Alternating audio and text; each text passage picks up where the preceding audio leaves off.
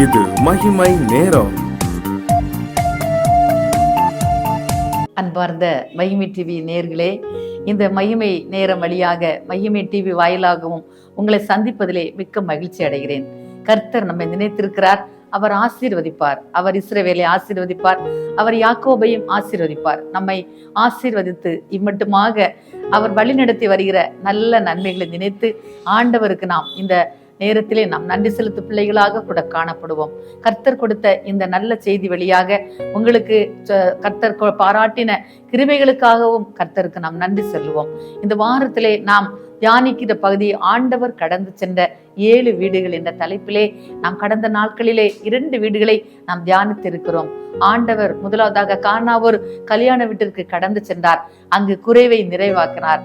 இரண்டாவதாக பேதுருவின் மாமி ஆண்டவர் சொஸ்தமாக்கினார். எனவே வியாதியிலிருந்து கர்த்தர் விடுதலை கொடுத்தார் என்று நாம் பார்த்தோம். இந்த நாளில கூட ஆண்டவர் ஒரு வீட்டிற்கு கடந்து சென்றிருக்கிறார். எந்த வீடு என்று கேட்டால், பெத்தானியாவில் உள்ள லாசருனுடைய மாரியாள் மார்த்தாள் லாசருனுடைய வீட்டுக்கு ஆண்டவர் கடந்து செல்கிறார். யோவான் எழுதின சுவிசேஷம் 11வது அதிகாரம் 20வது வசனம் இப்படி சொல்லுகிறது: இயேசு வருகிறார் என்று மார்த்தாள் கேள்விப்பட்ட போது அவருக்கு எதிர்கொண்டு போனாள். மரியாளோ வீட்டில் உட்கார்ந்திருந்தாள். ஆம், ஆண்டவராகிய தேவனுடைய பிள்ளைகளே, ஆண்டவர் மரியாள் மார்த்தானுடைய இல்லத்திற்கு என்ன செய்கிறார்? போகிறார். அவர் அடிக்கடி பெத்தானியா கிராமத்திற்கு போய் வருவதுண்டு.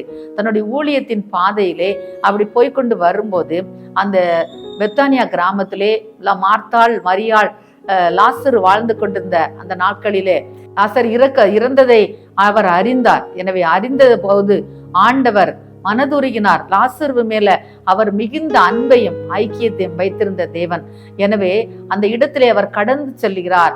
அந்த மரியாள் தன்னுடைய வீட்டுக்கு ஆண்டவராகிய இயேசு கிறிஸ்து வருகிறார் என்று சொன்ன போது அவருக்கு எதிர்கொண்டு போனாள் என்று சொல்லப்பட்டிருக்கிறது. மார்த்தாள் போனாள், மரியாளோ வீட்டிலே உட்கார்ந்திருந்தாள் என்று. ஆண்டவருடைய வருகையை எதிர்பார்த்து இந்த மரியாள் என்ன செய்தாள்? வீட்டிலே உட்கார்ந்திருந்தாள். வீட்டிற்கு வந்த பிறகு கூட ஆண்டவருடைய பாதத்திலே தான் மரியாள் என்ன செய்தாள்? உட்கார்ந்திருந்தாள். வந்து ஆண்டவர் லாசருனுடைய கல்லறைக்கு போய், லாசருவே எழுந்து வா என்று தன்னுடைய வல்லமை உள்ள வார்த்தைகளினால் லாசருவை உயிர்ப்பிக்க செய்தார். ஆண்டவருடைய வார்த்தை மிகுந்த வல்லமை உள்ளது. ஆண்டவருடைய வார்த்தை அற்புதங்களை செய்யக்கூடியது. ஆண்டவருடைய வார்த்தை அடையாளங்களை காண்பிக்கக்கூடியது. அவருடைய வசனங்கள் உயிருள்ள வசனம், நம்மை உயிர்ப்பிக்கிற வசனங்களாக நம் காணப்படுகிறது. நம்முடைய வாழ்க்கையில நம்முடைய வியாதிகள், கஷ்டங்கள், மன பிரயாசங்கள் ஏற்படும் போது இந்த வேதாகமத்தை எடுத்து நாம் படிக்கும் போது கர்த்தர் நம்மை உயிர்ப்பிக்கிற ஒரு வல்ல தேவனாக காணப்படுகிறார். எத்தனையோ நேரங்களிலே நாம் சோர்ந்து போலாம், எத்தனையோ நேரங்களிலே நாம் வாடி போலாம், எத்தனையோ நேரங்களிலே நாம் திக்கற்று நிற்கலாம். ஆண்டவராகிய இயேசு கிறிஸ்துவின் இந்த வசனங்கள் நம்மை உயிர்ப்பிக்க செய்கிற நல்ல ஒரு வசனமாக காணப்படுகிறது. எனவே லாசருடைய வீட்டுக்கு சென்று ஆண்டவர் என்ன செய்தார்? லாசருவை உயிரோடு எழுப்பினார். அவர் அப்படி எழுப்பும் போது ஆண்டவருடைய கரம் அந்த இடத்திலே வல்லமையாய் இறங்கினது.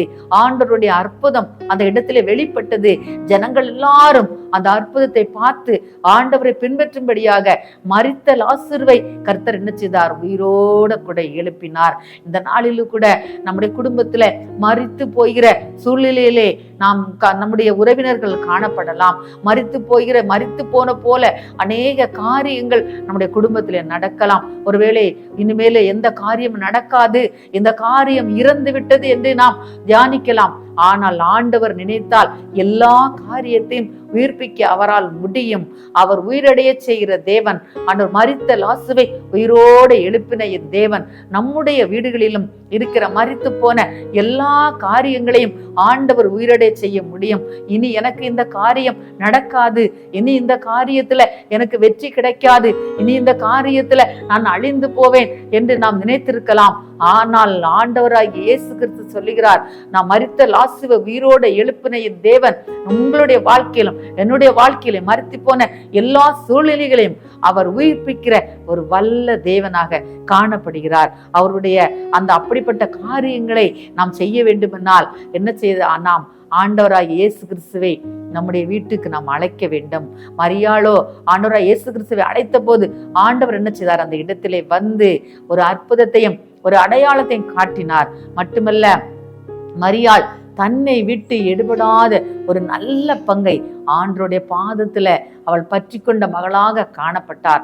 ஆண்டவருடைய காரியத்துல ஆண்டவர் நம்முடைய வாழ்க்கையில அற்புதங்களையும் அடையாளங்களையும் செய்யும் போது நாம் தன்னை விட்டு எடுபடாத நல்ல பங்குள்ள பிள்ளைகளாக ஆண்டவருடைய சமூகத்துல வீற்றிருக்கிற பிள்ளைகளாக நாம் என்ன செய்ய வேண்டும்? மாற வேண்டும்.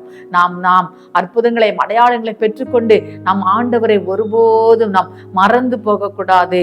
அவருடைய வல்லமை, அவருடைய இரக்கத்திற்காக நாம் கெஞ்சும் போது ஆண்டவர் நமக்கு இறங்கினார் அல்லவா? நாமும் என்ன செய்ய வேண்டும்? ஆண்டவரிடத்திலே நம்மை விட்டு எடுபடாத நல்ல ஒரு பங்கை ஆண்டவரிடத்திலே நாம் பெற்றுக்கொள்ள வேண்டும். உலகத்துல எத்தனையோ பங்குகள் நமக்கு உண்டு. நாம் எந்த ஒரு பொருளை எடுத்துக்க போனாலும் அதிலே நம்ம பெஸ்டை நம்ம என்ன செய்கிறோம்? தேர்ந்தெடுத்துக் கொள்கிறோம். ஆனால் ஆண்டவருடைய காரியத்துல நம்ம எப்படி இருக்கிறோம்? நாம் நல்ல பங்குள்ள பிள்ளைகளாக இருக்கிறோமா? ஆலய ஆராதனையிலே, நம்முடைய வீட்டிலே ஜெப வாழ்க்கை, நம்முடைய வீட்டிலே வேத வாசிப்பு எல்லாம் எப்படி இருக்கிறது? நாம் நல்ல பங்கை தெரிந்து கொள்ள வேண்டும். பிள்ளைகளாக இருக்க வேண்டுமானால் ஆண்டவருடைய பாதத்திலே நாம் முழங்கால் உண்டி ஜெபிக்க வேண்டும். அதிகாலையிலே ஜெபிக்க வேண்டும். ஆண்டவருடைய கேட்க வேண்டும். வியாதிகள் இருந்தாலும், கஷ்டங்கள் இருந்தாலும், இருந்து போகிற சூழ்நிலை இருந்தாலும், ஆண்டவர் மரித்த லாசருவை உயிரோடு எழுப்பின என் தேவன் நம்முடைய வாழ்க்கையில மரித்து போன சூழலில் உள்ள எல்லா சூழ்நிலைகளையும் மாற்ற அவருக்கு வல்லமை உண்டு. எனவே வல்லமை உள்ள தேவனை நோக்கி, அவர் வல்லமை உள்ளவர், அவர் பராக்கிரம கர்த்தர், அவர் எல்லாவற்றையும் செய்கிற தேவனாய் இருக்கிறார். மரித்த லாசருவை உயிரோடு எழுப்பின என் தேவன் நம்முடைய வாழ்க்கையிலும் அவர் நம்மை உயிர்ப்பிக்கிற வல்ல தேவனாக காணப்படுகிறார். அவருடைய வார்த்தைக்கு உயிர் உண்டு. அவருடைய கரங்களுக்கு வல்லமை உண்டு. அவருடைய வார்த்தையை நாம் விசுவாசிக்க வேண்டும். வார்த்தையை நாம் ஒவ்வொரு நாளும் நாம் கேட்க வேண்டும். வார்த்தைகளை நாம் தியானிக்க வேண்டும். வார்த்தைகளை நினைத்து நாம் நன்றி சொல்ல வேண்டும். வார்த்தைகளுக்காக கர்த்தரோடு நோக்கி நாம் காத்திருக்க வேண்டும். கவலைகள் வரலாம், கஷ்டங்கள் வரலாம், பாரங்கள் வரலாம், தாங்க முடியாத வேதனைகள் வரலாம். எந்த வேதனைகள் இருந்தாலும் கர்த்தரால் கூடாத காரியம் ஒன்றுமில்லை. என் தேவனால் கூடாத காரியம் ஒன்று இல்லை என்று ஒன்று உண்டோ என்று ஆண்டவராகிய கர்த்தர் வசனம் சொல்லுகிறது. எனவே நாம் கர்த்தரிடத்துல, ஆண்டவரே என்னுடைய வீட்டுல இப்படிப்பட்ட ஒரு சூழ்நிலை இருக்கிறது, என் வீட்டுக்கு நீங்க வாங்க தகப்பனே. ஆண்டவரே, லாசருவின் வீட்டுல போய் லாசருவை உயிர்ப்பித்த என் தேவன் எங்க வீட்டுக்குள்ள நீங்க வாங்க தகப்பனே. ஆண்டவரே, என்னுடைய கவலைகளை மாற்றும். ஆண்டவரே, என்னுடைய துக்கங்களை மாற்றும். என்னுடைய துயரங்களை மாற்றும். என்னுடைய எல்லா காரியங்களையும் உங்க கரத்துல ஒப்பு கொடுக்கிறேன் என்று நம்ம ஜெபிப்போம். நம்முடைய பிள்ளைகள் வியாதியாக இருக்கலாம், நம்முடைய கணவன் வியாதியாக இருக்கலாம், நம்முடைய மனைவி வியாதியாக இருக்கலாம், நம்முடைய தாய் தகப்பன், நம்முடைய உறவினர்கள், நம்முடைய கூடப்பிறப்புகள் எல்லாம் வியாதியாக இருக்கலாம். ஆனால் ஆண்டவராகிய இயேசு கிறிஸ்து எல்லாவற்றையும் பார்க்கிறார். வியாதிகளை மாற்ற அவர் வல்லமுள்ள தேவனா இருக்கிறார். எனவே இந்த வேளையில கூட ஆண்டவராகிய கர்த்தர் இயேசுவை நோக்கி நான் கூப்பிடுவோமா? லாசருவை உருவாக்கின தேவன், லாசருவை உயிர்ப்பித்த தேவன் நம்மை உயிர்ப்பிக்க வல்லவரா இருக்கிறார். கிருபையுள்ள நல்ல தகப்பனே, அருமையான இந்த வேலைக்காக உமக்கு நன்றி செலுத்துறோம் தகப்பனே. ஏசப்பா, நீர் லாசருடைய வீட்டை சென்று லாசருவை உயிர்ப்பித்தீரே தகப்பனே.